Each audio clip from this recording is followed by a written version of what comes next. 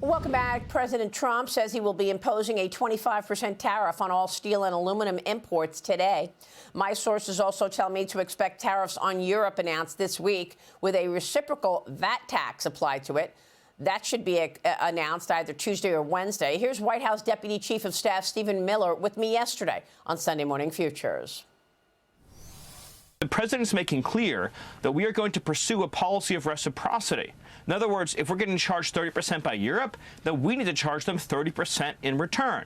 If they want to be charged less than 30%, they're going to have to lower their barriers so that it's fair and equal and, yes, reciprocal treatment. Here's another area where Europe is engaging in predatory practices.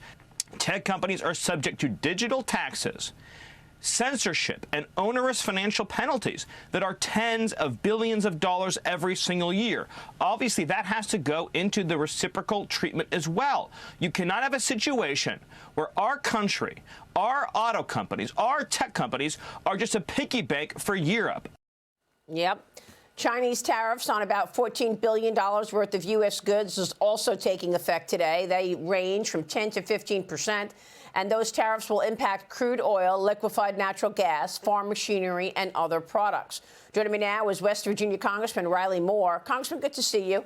Thank you so much for being here. And I know that you recently introduced the U.S. Reciprocal Trade Act, which boosts President Trump's ability to negotiate and issue tariffs. Why was that necessary? Well, Maria, thanks so much for having me on. And I do believe it's necessary to the point that Stephen Miller that was just talking about, and it's trying to address these non-tariff trade barriers. And I believe this would give the president greater latitude to be able to implement reciprocity as it relates to tariffs, specifically around those non-tariff trade barriers that we've heard about. Regulations, could be taxes, could be subsidies. Obviously, we're not subsidizing our industries here in the United States the way that they are in Europe or China or around the world. So we have to be able to compete. And if those markets, if we're going to compete in those markets and our companies are going to have entrance into those markets, well, they're going to have to make it a little bit more fair. President Trump has said he is for free trade, but for fair trade. And that's what that bill is trying to address. Yeah, and I know the president is making things reciprocal because the United States has been on their back feet when it comes to this for many, many years. But do you expect that this is going to trickle through the economy and push prices up? I mean, for example, steel and aluminum imports. Does that give the car makers, you know, broad freedom to go raise prices on their cars because they had to pay more for aluminum and steel? No, I don't think so. I think that what's going to end up happening is we've seen the president be able to leverage these tariffs to actually lower tariffs and create freer trade and better opportunity for our auto manufacturers and things of that nature.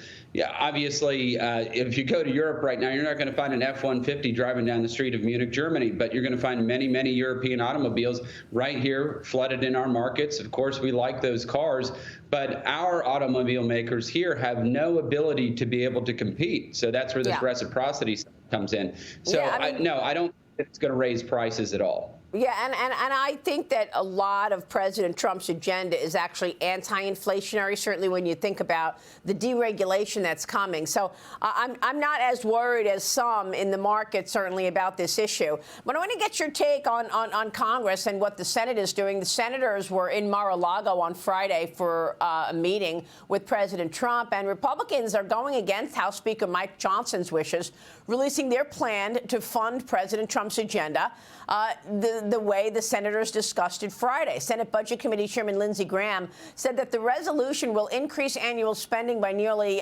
$86 billion, fully offset with spending cuts. Speaker Johnson admitted that there could be another delay for the House's reconciliation bill in an effort to firm up all these details. Meanwhile, a group of more than 10 New York Democrats, led by Jerry Nadler, sent a letter urging Speaker Johnson to include a repeal of the state and local tax deduction in any tax bill. So, Congressman, you've got lots of different groups within the Congress who have their own priorities, whether it's the priority of cutting spending or the priority of lifting the SALT deduction. How will this all come together? And do you feel that the Republicans are united in just getting President Trump's agenda through?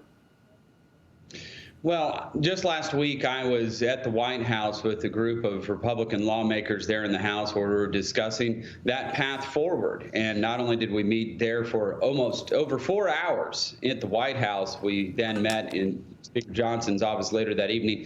We were very close, and there was a very, very productive conversation that we had. I think we can do all of these things that we're discussing, and that's the idea here of doing one big, beautiful bill, as the president has called it. And we can reduce mandatory spending while also extending the Trump tax cuts. You're going to see SALT is going to be addressed in a bill like this. And so we can do all of these things. But, you know, we're really in an inflection point where we have a once-in-a-lifetime opportunity here in unified government to actually address mandatory spending. Yeah. Mandatory spending is the biggest driver of the debt in this country, and so we have to address that. And that's what the House Republicans are so solely focused on, while taking care of all these other agenda items that we've discussed, taxes and all the like. So you do believe that there will be an effort to cut into mandatory spending in order to get some offsets for some of the spending in the reconciliation bill?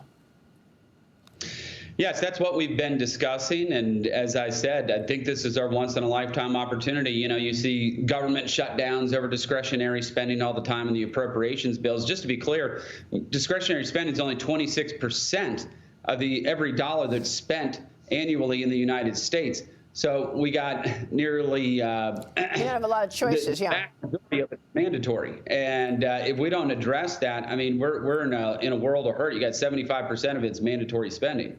Yeah, absolutely. Well, we've been talking about this a lot recently because what I'm told is what looks like it's mandatory may not be actually Social Security or Medicare and Medicaid and be mandatory at all. So, Congressman, we'll be watching your work on that to see what is mandatory and what isn't and what you can cut out of that. Riley Moore, thank you, sir.